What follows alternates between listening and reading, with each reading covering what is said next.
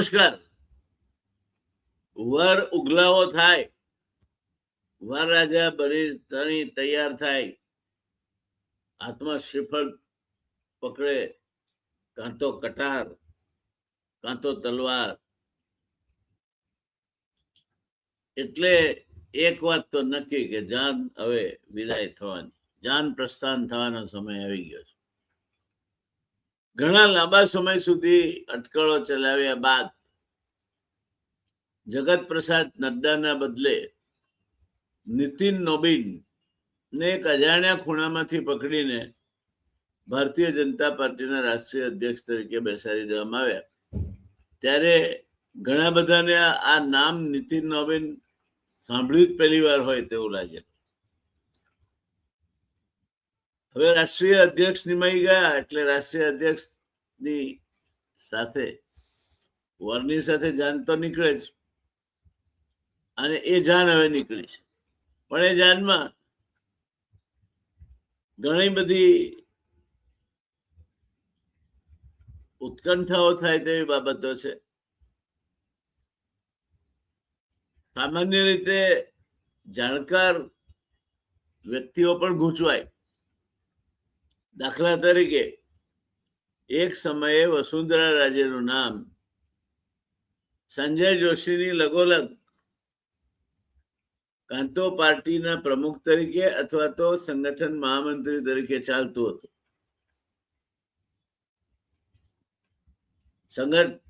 સંજય જોશી નું પાછું વિલીનીકરણ થઈ ગયું, ક્યાંક ગુમ થઈ ગયા. પણ હાઈ પ્રોફાઇલ વસુંધરા રાજે એ આટલા બધા ઉપપ્રમુખોમાંથી એક ઉપપ્રમુખ તરીકે ભારતીય જનતા પાર્ટી નું પદ ધારણ કરે એ વાત સમજાતી નથી. અને ક્લાઇમ ડાઉન કેવું કે વ્યૂહાત્મક ગણતરીપૂર્વકનું પગલું કેવું એ સમય આવે ખબર પડશે. વસુંધરા રાજે આમ તો રાજસ્થાનમાં મોટું વગ અને વર્તુળ ધરાવે છે. રાજસ્થાનની રાજનીતિને વસુંધરા રાજેને બાજુ પર મૂકીને વિચારી શકાય નહીં. એટલે વસુંધરા રાજેને રાજસ્થાનમાંથી ઉચકીને દિલ્હી લઈ ગયા, અને હવે નગરે નારાયણને પશ્ચિમ બંગાળનો હવાલો આપે તો એનો અર્થ એ પણ થાય કે બહુ સિફતાઈપૂર્વક વસુંધરા રાજેના માર્ગમાં આવતા અવરોધો દૂર કરી દેવામાં આવ્યા છે. બીજો અર્થ એ પણ થાય કે નીતિન નબીનની જે સિનિયરિટી છે એ સિનિયરિટી જોતા પહેલા નંબરે સિનિયર વાઇસ પ્રેસિડેન્ટ તરીકે જો વસુંધરા રાજેનું નામ હોય તો પાર્ટીના સંગઠન લગતી બાબતોમાં વસુંધરા રાજે એ પોતાનો સિક્કો જમાવશે.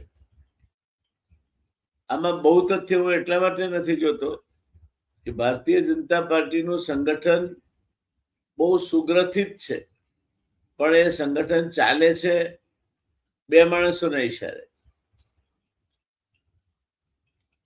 વડાપ્રધાન નરેન્દ્રભાઈ મોદી અને ગૃહમંત્રી અમિતભાઈ શાહ. સાથોસાથ ક્યાંક ભાગવતજીનો મત પણ એમાં ગણતરીમાં લેવાતો હશે. આમ આ જે પ્રણય ત્રિકોણ રચાયો છે, નરેન્દ્રભાઈ મોદી, અમિતભાઈ શાહ અને ભાગવતજી, એમાં વસુંધરા રાજે કઈ ફીટ બેસે તેવું દેખાતું નથી. તો વસુંધરા રાજે કેમ અને કયા કારણસર સમય આવે કહેશે. સ્મૃતિ ઈરાનીને પાછા લાવવામાં આવ્યા છે, એમનું પુનઃસ્થાપન થયું છે. વિશેષ અને વિવિધ કારણો હોઈ શકે એના. સ્મૃતિ ઈરાની ને ઉત્તર પ્રદેશમાં મેદાનમાં ઉતારવામાં આવશે તો એકલા અમેઠીમાં છવાઈ જવું જુદી વાત છે, અને આખા ઉત્તર પ્રદેશમાં સ્મૃતિ ઈરાની છવાઈ જાય એ જુદી વાત છે. બીજું, ત્યાં ઉત્તર પ્રદેશમાં પણ બધું સમૂહસૂતર નથી. હજુ ગઈકાલે જ સમાચાર આવ્યા કે ત્યાંના ગવર્નર આનંદીબેન એકાએક રજા ઉપર ચાલી નીકળ્યા છે. એમણે કોઈ ગોરખપુર યુનિવર્સિટીના વાઇસ ચાન્સેલરને સ્વચ્છતા નહીં રાખવા બદલ ખખડાવ્યા અને પછી રજા ઉપર જતા રહે. કહે છે કે હું રજા ઉપર છું. હવે એમણે ફોન કર્યો રાષ્ટ્રપતિને. ગવર્નરો ગૃહ મંત્રાલય નીચે આવતા હોય છે, એમણે ફોન કરવો જોઈએ તો ગૃહમંત્રીને કરવો જોઈએ, પણ ગૃહમંત્રીને ફોન નહીં કરતા રાષ્ટ્રપતિને ફોન કર્યો. એના પરથી એક વાત બીજી ફલિત થાય છે કે અમિતભાઈ અને આનંદીબેન વચ્ચે, આ મેષ રાશિના બંને જાતકો વચ્ચે જેવું ચાલવું જોઈએ તેવું ચાલતું નથી. ક્યાંક હજુ પણ શિરામાં કાંકરી આવે છે. ત્યાર પછીની આપણે વાત કરીએ રામ માધવનું નામ 2 વખત ગાજ્યું. એક વખત કોઈ સીડી પ્રકરણમાં ગાજ્યું હતું, એ જ્યારે પૂર્વાંચલના ચાર્જમાં હતા અને ત્યાં બહુ અવર જવર રહેતી હશે ત્યારે, અને બીજી વખત દિવંગત રાજ્યપાલ જમ્મુ અને કાશ્મીર, એમણે એમના નામનો અછડતો ઉલ્લેખ કરી અને એક ઔદ્યોગિક ગૃહ વતી વહેલી સવારે માતવર કહેવાય 300 કરોડ રૂપિયાની લાંચ આપવા માટે તેઓ ગવર્નર શ્રીના નિવાસસ્થાને, મલિક સાહેબના નિવાસસ્થાને પહોંચી ગયા હતા. જોકે ગવર્નર શ્રી આજે દિવંગત છે એટલે હવે એ મુદ્દો રહેતો નથી. ગુજરાતની વાત કરીએ તો ગુજરાતમાં થી જે 2 નામ લેવામાં આવે છે બંને નવા છે. કોઈ એટલે વજન આજે નથી ને વજન પડશે પણ નહીં. આજે સુરેન્દ્રનગરના બેન વર્ષાબેન દોશી એ ધારાસભ્ય રહી ચૂક્યા છે, પણ અત્યંત સૌમ્ય અને મૃદુ સ્વભાવ ધરાવનાર વર્ષાબેન ત્યાં સંગઠનમાં શું ઉપયોગી થશે અથવા કઈ ગણતરીથી મૂક્યા છે એમને એ સમજાતું નથી. અમિત માલવિયાને હટાવ્યા છે તો શું અત્યાર સુધીની જે આઈટી નીતિ હતી તેના બદલે હવેની આઈટી નીતિ જુદી હશે? હવેની આઈટી નીતિ મીમ્સ અને રીલ્સ અને એના પર આધારિત હશે. આ બાબત પણ ચર્ચા માગી લે છે. ગુજરાતના પ્રભારી તરીકે તરુણ ચુગને મુકાયા છે. એ પહેલા એમના ગુજરાતના પ્રભારી તરીકે 10 વર્ષ સુધી રહી ચૂક્યા. એ ભાઈએ કઈ જાજુ ઉકાળ્યું હોય એવું દેખાતું નથી. ગુજરાતમાં આ વખતે એક વિશિષ્ટ પરિસ્થિતિનું નિર્માણ થયું છે, જ્યારે સંગઠન મહામંત્રી પણ બિન ગુજરાતી છે. પ્રભારી તો સ્વાભાવિક રીતે જ બિન ગુજરાતી હોય, અને ગુજરાત ભારતીય જનતા પાર્ટીના પ્રમુખ તરીકે જગદીશ વિશ્વકર્માએ 20 ઓવરની મેચ રમવાની છે એમને, કારણ કે 2027માં ચૂંટણીઓ છે. ત્યારે પહેલી 6 ઓવરમાં 2 રન કર્યા છે.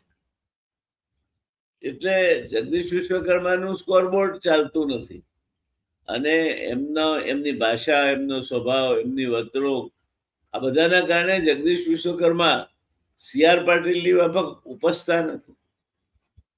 છેલ્લે જો સંગઠન ઉપર કોઈ હાવી થઈ ગયું હોય અને સંગઠનને પોતાની મરજી પ્રમાણે એનો આકાર આપી શક્યું હોય, પ્રમાણે ચલાવી શક્યું હોય અને પ્રદેશ પ્રમુખ તરીકે પોતાની આભા ઊભી કરી શક્યો હોય, એવું છેલ્લું નામ ચંદ્રકાંત પાટીલનું હતું. જગદીશ વિશ્વકર્મા એ ક્યાંક ખોવાયા છે. એ એમાંથી બહાર નીકળશે કે કેમ એ જોવાનું રહે છે. આ બધી વાત સખળ દખળ વચ્ચે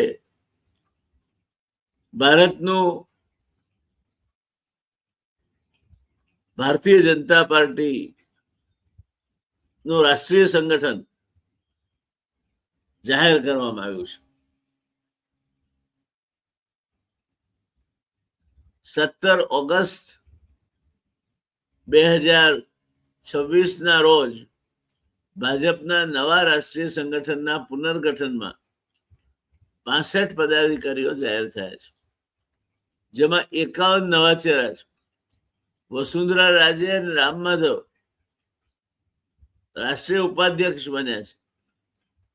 સ્મૃતિ ઈરાની રાષ્ટ્રીય મહાસચિવ બનીને પાછા ફર્યા છે અને અમિત માલવિયાને સોશિયલ મીડિયા વિભાગની જવાબદારીમાંથી હટાવીને દીપક માસ્કેને મૂકવામાં આવ્યા છે, જે આંકડાઓ બાબતમાં વધારે માહિર ગણાય છે, વ્યૂહરચનાકાર છે. મારી દ્રષ્ટિએ આને માત્ર નવી ટીમ તરીકે જોવી એ મોટામાં મોટી ભૂલ હશે. આમાં 2027ની વિધાનસભા ચૂંટણીઓથી લઈને, કારણ કે ઉત્તર પ્રદેશ અને ગુજરાત બંનેમાં વિધાનસભાની ચૂંટણીઓ આવી રહી છે, 2029ની લોકસભા, યુવા મતદાર, Gen Z, Gen Alpha, social media, મહિલાઓ, આરએસએસ સાથેનું સંગઠનાત્મક સંતુલન અને જૂના અનુભવી નેતાઓને ફરીથી સક્રિય કરવાની વ્યૂહરચના, આ બધું દેખાય છે. હું આ જૂના અનુભવી નેતાઓને સક્રિય કરવાનો અર્થ જો રામ માધવ અને વસુંધરા રાજે કે સ્મૃતિ ઈરાનીને સક્રિય કરવાની વાત હોય તો હું લાગુ છું કે હું માનું છું કે એમાં ક્યાંક ને ક્યાંક સક્રિય કરવા કરતા સમાધાનકારી વલણની ભૂમિકા વધારે દેખાય છે અને એમણે જે આપ્યું છે ભૂતકાળમાં એનો બદલો કદાચ અત્યારે ચૂકવાઈ રહ્યો છે. ભાજપે માત્ર ટીમ બદલી નથી, તેણે ચૂંટણી લડવાની પોતાની આગામી પદ્ધતિ બદલાયાનો સંકેત આપ્યો છે અને જો એ સંકેત હોય અને આ ટીમ થકી ભારતીય જનતા પાર્ટી ચૂંટણી લડવાનું હોય, નબીન એ નીતિન નબીન રાષ્ટ્રીય પ્રમુખ તરીકે હજુ પણ આંગળિયાત હોય, એમને નરેન્દ્રભાઈ કે અમિતભાઈ ના ઓછાયામાં રહેવાનું હોય, તો આ ટીમ કેટલું કરી શકશે તે તો સમય આવે જાણ થશે. ભાજપની નવી ટીમની વાત કરીએ તો પ્રશ્ન પહેલો આપણા મનમાં ઉભો થાય છે કે શું માત્ર ફેરબદલ કે 2029 માટેનો મહાવ્યૂહ આ પુનર્ગઠનની પાછળ છે? આ વાતને કેન્દ્ર સ્થાને મૂકી આપણે વિશ્લેષણનો પ્રયત્ન કરીશું. આજે ભારતીય રાજકારણમાં એક મહત્વપૂર્ણ ઘટના બની છે. મેં અગાઉ જણાવ્યું તેમ ભારતીય જનતા પક્ષે પોતાની નવી રાષ્ટ્રીય ટીમ જાહેર કરી, પરંતુ શરૂઆતમાં એક વાત કહી દઉં, આ માત્ર નવી ટીમની જાહેરાત નથી અને આ મારું અંગત મંતવ્ય છે. આને માત્ર કોણ આવ્યું અને કોણ ગયું તેના ચશ્માથી જોવામાં આવશે તો આપણે કદાચ આ સમગ્ર ફેરફારનો અર્થ ચૂકી જઈએ તેવી સંભાવનાઓ છે. કારણ કે ભાજપે કદાચ આ પુનર્ગઠન થકી એક સાથે બે સંદેશાઓ આપ્યા છે. 51 નવા ચહેરાને સ્થાન આપ્યું છે, એટલે ભાજપ હવે જૂના ચહેરાઓને બદલે નવી પ્રોડક્ટ બજારમાં લાવી અને માર્કેટિંગ કરવા માંગે છે. વસુંધરા રાજેની રાષ્ટ્રીય સ્તરે પુનઃ વાપસી થઈ છે. હવે એમને રાજસ્થાનમાંથી હટાવ્યા છે કે ખરેખર એ એક કદ્દાવર નેતા તરીકે ભારતીય જનતા પાર્ટીના સંગઠનમાં ઉપસશે એ તો સમય જ કહી શકશે. અત્યારે તો એવું લાગે છે કે એક કાંકરે બે નહીં 3 પક્ષી મારવામાં આવ્યા છે.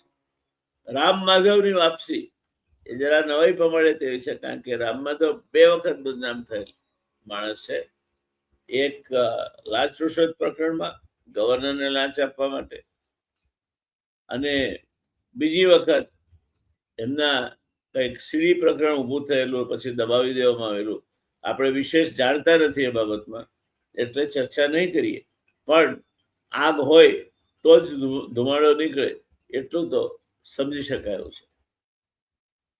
એક ખૂણામાં ફેંકાઈ ગયેલ અનાથ બાળકની માફક હિબકા લેતા સ્મૃતિ ઈરાની વળી પાછા ફર્યા છે, એમને મહામંત્રી બનાવવામાં આવ્યા છે.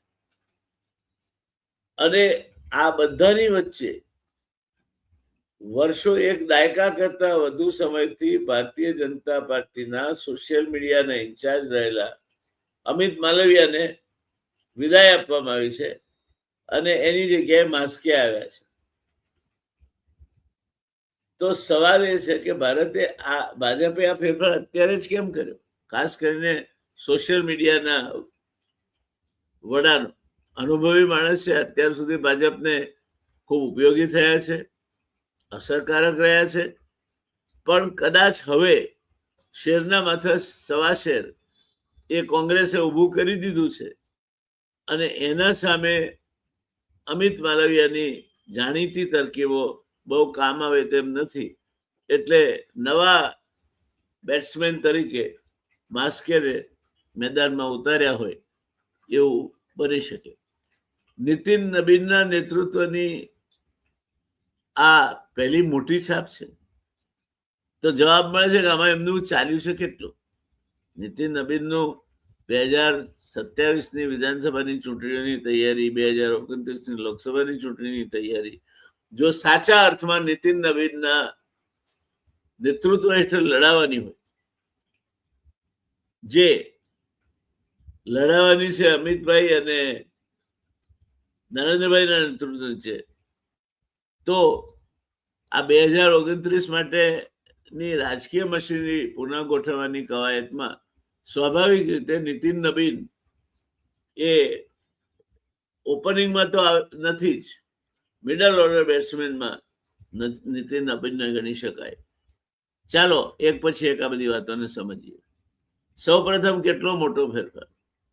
17 ઓગસ્ટ 2026ના રોજ ભાજપે 65 રાષ્ટ્રીય પદાધિકારીઓની નવી ટીમ જાહેર કરી. આમાંથી 51 નવા નામ છે.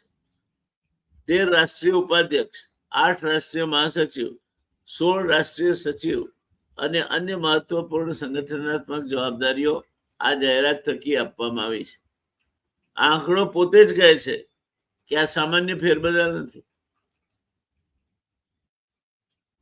જેમાં 51 જેટલા નામ બદલાઈ જતા હોય એને સામાન્ય ફેરબદલ ન કહી શકાય.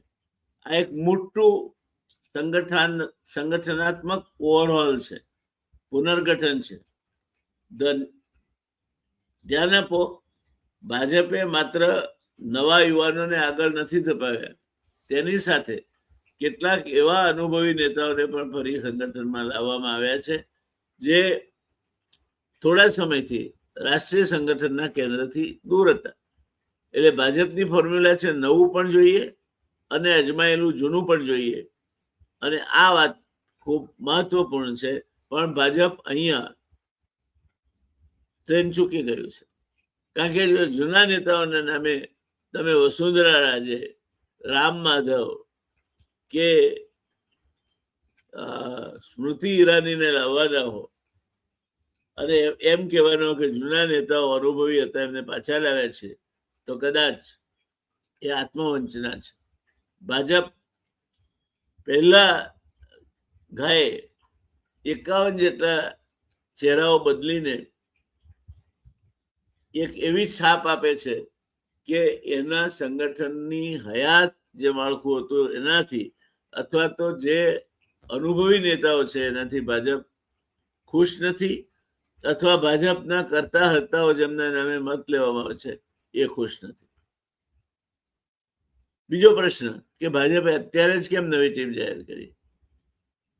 મારા મત પ્રમાણે એના કેટલાક કારણો છે. પહેલું કારણ છે 2027ની વિધાનસભાની ચૂંટણીઓ. આગામી 1 વર્ષમાં ભારતીય જનતા પાર્ટી માટે ઉત્તર પ્રદેશ અને ગુજરાત તેમજ અન્ય રાજ્યોની ચૂંટણીઓ અત્યંત મહત્વપૂર્ણ છે.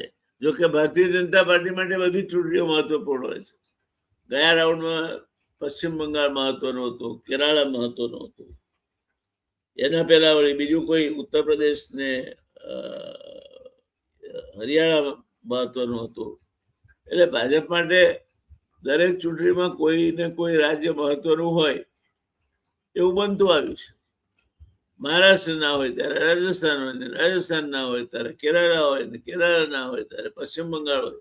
પણ ભાજપ દર 2 વર્ષે ચૂંટણી લડે છે અને એની સરકાર તરીકે કામ કરે છે એના કરતા ચૂંટણી લડવાના મશીન તરીકે વધારે કામ કરે છે. એટલે ભાજપે ઉત્તર પ્રદેશ માટે વિનોદ તાવડેને ચૂંટણી પ્રભારી અને ગુજરાત માટે તરુણ ચુગને જવાબદારી આપી છે. દરમિયાનમાં ઉત્તર પ્રદેશના ગવર્નર જો અનુભવની વાત કરતા હોય તો 7 વર્ષ સુધી ગવર્નર પદ સંભાળનાર શ્રીમતી આનંદીબેન પટેલ એક વાઇસ ચાન્સેલર ગોરખપુર યુનિવર્સિટીના એની સાથેની રકઝકમાં 10 દિવસની રજા પર ઉતરી ગયા છે. અને રજા એમની લેવાની પણ હોય તો ગવર્નરો ગૃહ મંત્રાલય હેઠળ આવે છે. એમણે રાષ્ટ્રપતિને ફોન કરવાનો હોય નહીં. અને આનંદીબેન એ તો અઠંગ રાજનીતિના ખેલાડી છે, અનુભવી છે. એમને પોતાને રજા લેવાની હોય તો આ કઈ પહેલી વાર નહીં લીધી હોય. જ્યારે લીધી હોય ત્યારે રાષ્ટ્રપતિ થોડા રજા આપે છે, ગૃહમંત્રીને કરવો જોઈએ ફોન. જે કરવાનું એ ચૂક્યા છે એ બતાવે છે કે અમિતભાઈ અને આનંદીબેન વચ્ચે ક્યાંક બધું સમૂહસૂતર નથી. ભાજપે ઉત્તર પ્રદેશ માટે વિનોદ તાવડેને મૂક્યા આપણે જાણ્યું. અને આનંદીબેનની આ પરિસ્થિતિમાં એક રિસામણે જવાની વાત પણ જાણી. એટલે નવી રાષ્ટ્રીય ટીમ અને નવા રાજ્ય ચૂંટણી પ્રભારીઓની જાહેરાતને અલગ અલગ ઘટનાઓ તરીકે જોવી યોગ્ય નથી. આ એક જ ચૂંટણીના 2 ભાગ છે. બીજો મુદ્દો 2029ની લોકસભાની ચૂંટણી હજુ દૂર લાગે છે, પરંતુ ભાજપ જેવી વિશાળ સંસ્થા માટે 2029ની તૈયારી ચૂંટણીના 1 વર્ષ પહેલા શરૂ થતી નથી. તેની તૈયારી વર્ષો પહેલા શરૂ થાય છે.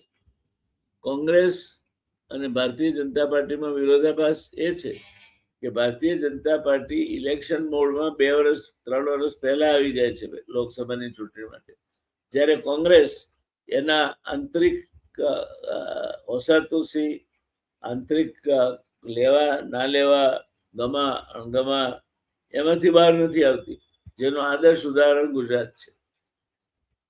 ભાજપ જેવી વિશાળ સંસ્થા માટે 2029ની તૈયારી ચૂંટણીના 1 વર્ષ પહેલા શરૂ થતી નથી. તેની તૈયારી વર્ષો પહેલા શરૂ થાય છે. ખાસ કરીને 2024ની લોકસભાની ચૂંટણીમાં ભાજપના પ્રદર્શન બાદ સંગઠન માટે એક પાઠ સ્પષ્ટ થયો છે. સત્તા જાળવવી હોય તો સતત સંગઠનનું નવીનીકરણ કરવું પડશે. આ સાવ સાચી વાત છે. એ માર્કેટિંગનો પાયાનો સિદ્ધાંત છે કે you have to kill the old product and appear to be launching new product, maybe simply by changing the wrapper. એ વાત અહીંયા સાચી પડતી લાગે છે. ત્રીજો મુદ્દો છે નવી પેઢી. નવી પેઢીને સ્થાન આપવું પડશે, કારણ કે 35 વર્ષથી નીચે 70% વસ્તી છે દેશની. હવે જેનઝી બોલતું થયું છે અને એ પરિસ્થિતિમાં 65માંથી 51 ચહેરા, એટલે આપણે એમ કે અનુભવને સ્થાન આપ્યું, કઈ જગ્યાએ આપ્યું? 65માંથી 51 નવા ચહેરા, 3 જૂની બોટલમાં નવો દારૂ, સ્મૃતિ ઈરાની, રામ માધવ અને વસુંધરા રાજે. એટલે 65માંથી 54 ચહેરા. અને અમિત માલવિયાને તમે કાઢી મૂકીને માસ્કેને લઈ આવ્યા. એટલે 55-65માંથી ચહેરા એ બદલતે હોય સાથી બદલાઈ ગયા છે. અને પછી આપણે એમ કહીએ કે નવાઓને સ્થાન આપવામાં આવ્યું છે, તો માત્ર નવાઓને સ્થાન આપવામાં આવ્યું છે. 65 માંથી 55 ચહેરાઓ બદલવામાં આવ્યા. એનો અર્થ એ કે 2024ની લોકસભાની ચૂંટણી વખતે જે રાષ્ટ્રીય સંગઠન ટીમ હતી તે ટીમમાંથી 51+4 એટલે 55 લોકો 65 માંથી બહાર ગયા છે. અને અધ્યક્ષ પોતે નવા છે, નીતિન નબીન. હજુ એમ ન કહી શકાય કે અધ્યક્ષે બરાબર સેટ થઈ ગયા છે ને હવે ચોગ્ગા છગ્ગા મારી શકે એમ છે, એ શક્યતા નથી. ચોથું, મહિલા પ્રતિનિધિત્વ. નવી ટીમમાં 10 મહિલાઓને અને 6 અલ્પસંખ્યક સમુદાયોના નેતાઓનો સમાવેશ થયો છે. 13 રાષ્ટ્રીય ઉપાધ્યક્ષોમાં 6 મહિલાઓ છે. હવે આ જેન ઝી આમાંનું કશું સ્વીકારતી નથી. જેન ઝી એ ડિલિવરન્સને સ્વીકારે છે. જેન ઝીનું કહેવું છે કે તમે 6% વૃદ્ધિ પામો કે 66%, અમને શું મળ્યું? મારી નોકરીઓ ક્યાં છે? તમે ભારતીય અર્થવ્યવસ્થા અત્યંત વિકાસલક્ષી અર્થવ્યવસ્થા છે એમ કહેતા હો, તો નિકાસ ક્ષેત્રે ભારતે શું સિદ્ધિઓ હાંસલ કરી છે? જેન ઝી હવે હિસાબ માંગે છે. અત્યાર સુધી વચનો આપતા હતા, 5 વર્ષ પતી જતા હતા, વળી પાછું બીજું વચનનું આખો પેલા જૂના પિંડલો વાળીને મૂકી દેવાના અને નવેસરથી બીજા વચનો અપાતા હતા. જેન ઝી એ સ્વીકારવા તૈયાર નથી. એ ચોખ્ખો સ્પષ્ટ પ્રશ્ન પૂછે છે કે તમે આ કરવા માંગો છો, પણ એમાં મારા માટે છે શું? એની સ્પષ્ટતા કરો. 5મો, રાષ્ટ્રીય અધ્યક્ષ નવા છે. નીતિન નવીન માટે આ તેમની પહેલી મોટી સંગઠનાત્મક રચના છે. અને એટલે આ રચના નીતિન નવીનના કહેવા પ્રમાણે અથવા તો એમને અનુકૂળ આવે એવી થઈ છે એમ કેવું એ બાલિશ વાત છે. આ રચનામાંથી ઘણા બધા એવા હશે કે જેને નીતિન નવીન ઓળખતા પણ નહીં હોય. એટલે ઓળખવા એટલે નામથી ઓળખવાની વાત નથી કરતો, જેના કામથી ઓળખતા હોય એવા. એટલે આ ટીમ એ અમિત શાહ અને નરેન્દ્ર મોદીની પસંદગીની ટીમ છે.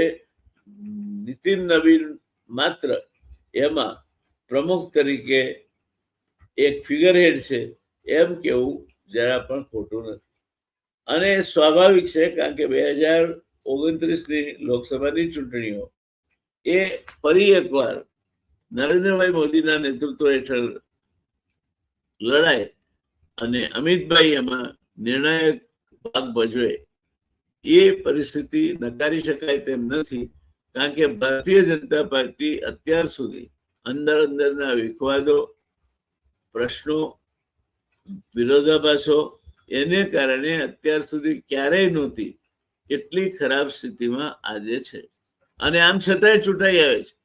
કારણ કે એવું નથી કે ભારતીય જનતા પાર્ટી મજબૂત છે, પણ પ્રજાને મત આપવો હોય વિપક્ષને તો પણ કઈ રીતે આપવો?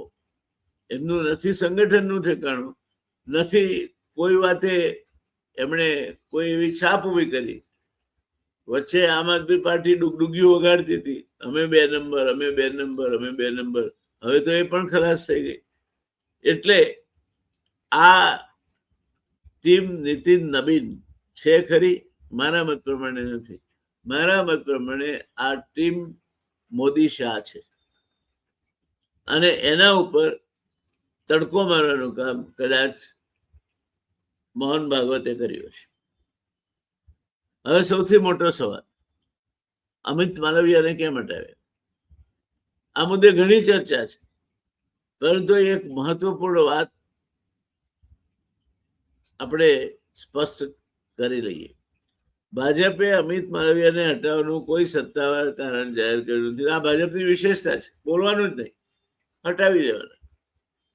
એટલે તેમને કયા કારણસર હટાવ્યા એ નિશ્ચિતપણે કહેવું યોગ્ય નહીં બને, પરંતુ એના રાજકીય સંકેતો ચોક્કસ વાંચી શકાય.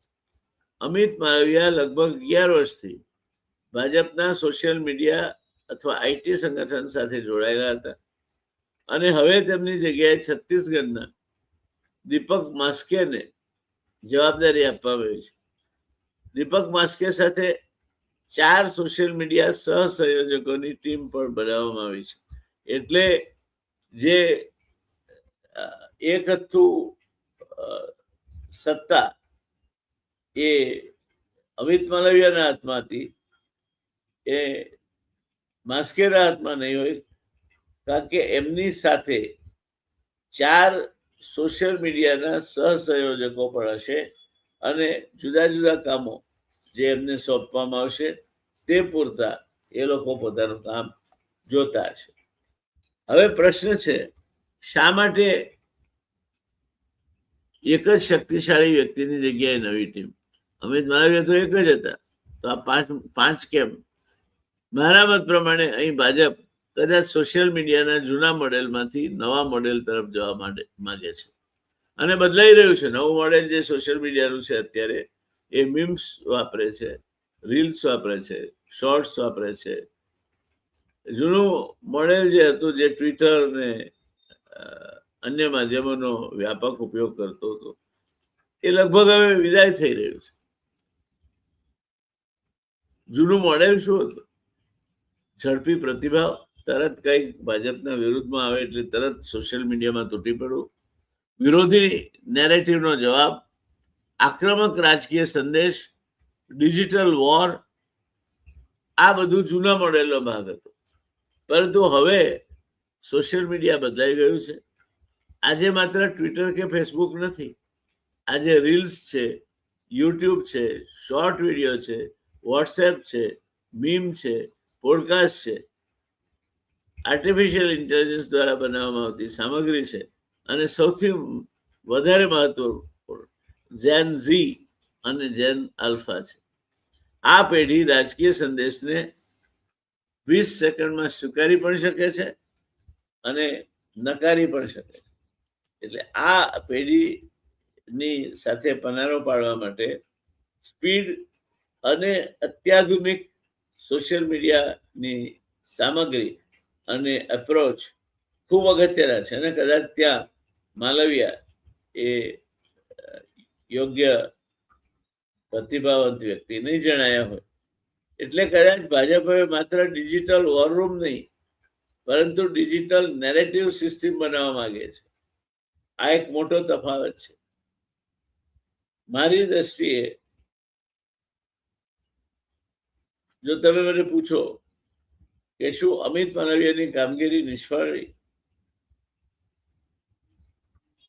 તો હું એવું માનું છું કે આમ કેવું ઉતાવળું હશે. 11 વર્ષ સુધી એક જ વ્યક્તિને આટલી મહત્વપૂર્ણ જવાબદારીમાં રાખવી એ બતાવે છે કે તેમની પોતાની ભૂમિકા પર લાંબા સમય સુધી વિશ્વાસ હતો. અને આને માલવિયા નિષ્ફળ ગયા તરીકે જોવું યોગ્ય નથી. વધુ યોગ્ય પ્રશ્ન છે, શું ભાજપ હવે નવી ડિજિટલ પેઢી માટે નવી રીત અપનાવવા માંગે છે? અને એ 65માંથી 55 જૂના જોગ્યો અને 55 એક યા બીજી રીતે નવા માણસોને લઈને અપનાવી શકશે. 65માંથી 55 એટલે માત્ર 10 જ માણસો જૂના અનુભવી છે, એમને લઈને ભાજપ આ સિદ્ધિ હાંસલ કરી શકશે. આ સંભાવનાઓનો વિચાર કરીએ ત્યારે ભાજપ ક્યાંક ગૂંચવાયું છે એવું લાગે છે. ભાજપ જે અગાઉનું ભાજપ હતું એમાં ભાજપ ક્યાંક ગૂંચવાયું છે. એક તો ભાજપ ખોળંગાય છે કારણ કે નીતિન નબીન હજુ પૂરેપૂરા સભાન પોતાના કર્તવ્યો પ્રત્યે, પોતાની ટીમ પ્રત્યે નથી. અને બીજી બાજુ અમિત શાહ અને નરેન્દ્રભાઈ મોદીની જોડી પણ હવે ધીરે ધીરે નબળી પડતી જાય છે. એટલે આ બંને બાજુથી ભારતીય જનતા પાર્ટી મુશ્કેલીમાં છે અને છતાંય ભારતીય જનતા પાર્ટી જીતે છે, કારણ કે વિરોધ પક્ષો એના કરતા પણ વધારે વેરવિખેર છે. હવે આવીએ સ્મૃતિ ઈરાની પર. આ છે કદાચ આખી નવી ટીમનો સૌથી મોટો રાજકીય સંદેશ આપતો નિર્ણય.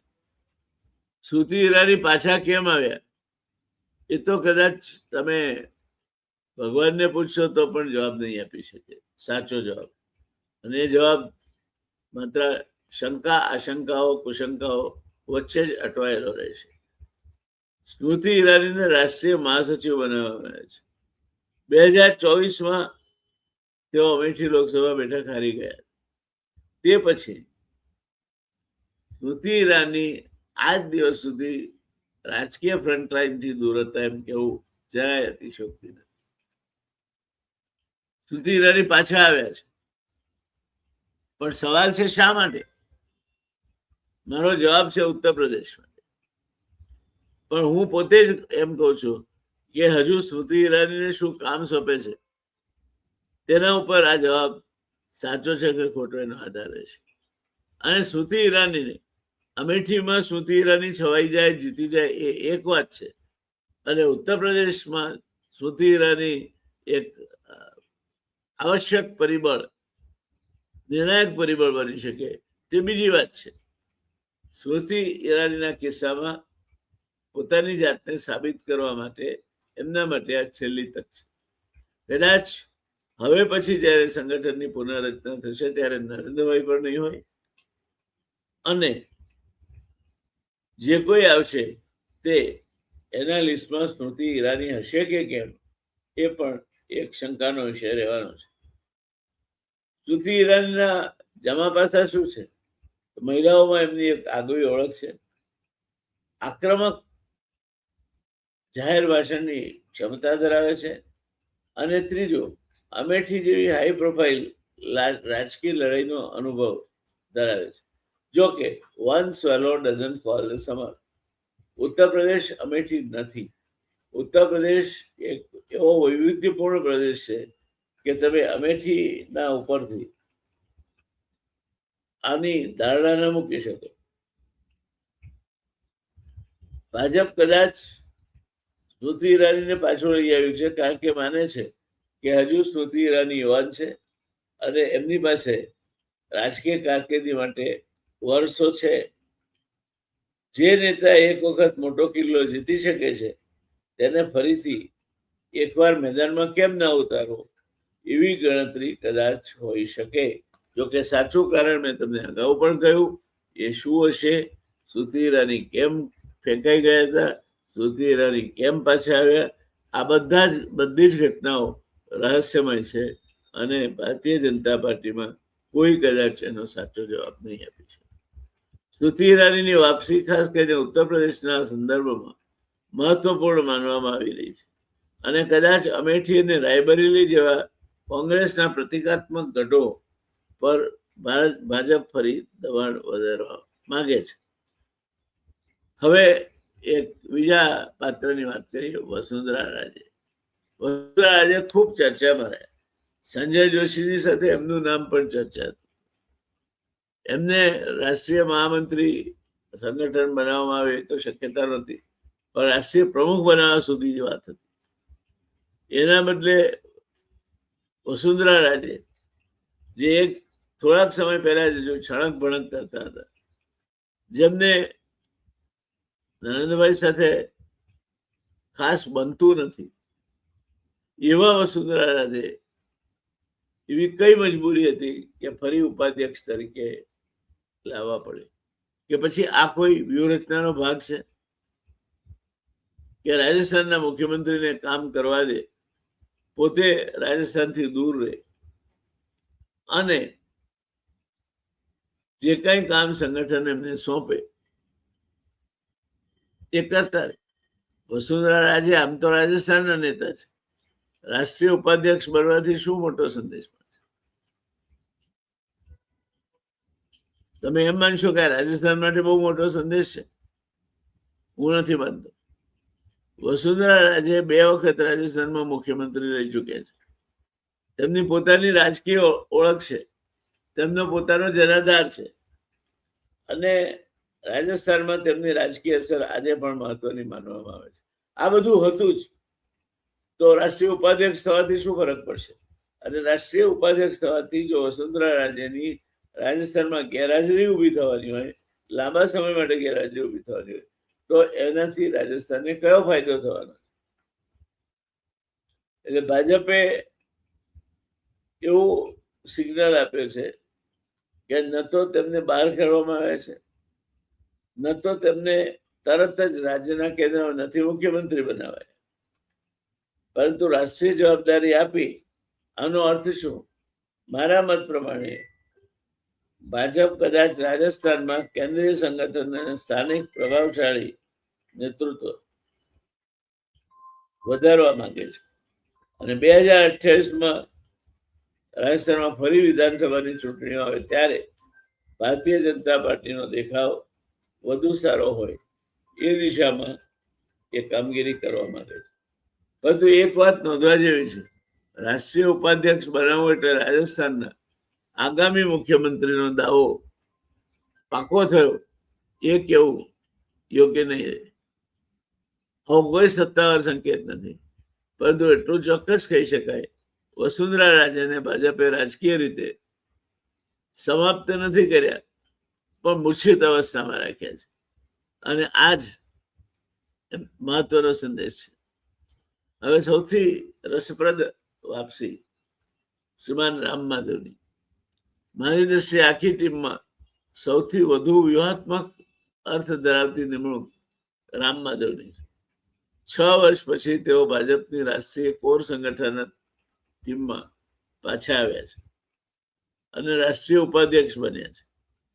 રામ માધવની ખાસિયત શું છે? તેમની સૌથી મોટી સંપત્તિ માત્ર ચૂંટણીનું રાજકારણ નથી. તેમની સંગઠનાત્મક અને આરએસએસની પૃષ્ઠભૂમિ એ એમની સૌથી મોટી સંપત્તિ છે. ભાજપ અને આરએસએસ વચ્ચે સંકલન સમજતા નેતા તરીકે તેમની ઓળખ રહી છે. આથી તેમની વાપસીનો એક ખૂબ સ્પષ્ટ અર્થ છે. ભાજપ પોતાના સંગઠનના મૂળ સાથેનું સંકલન વધુ મજબૂત રાખવા ધારે છે અને રામ માધવ એના એક સેતુ તરીકે કામ કરશે.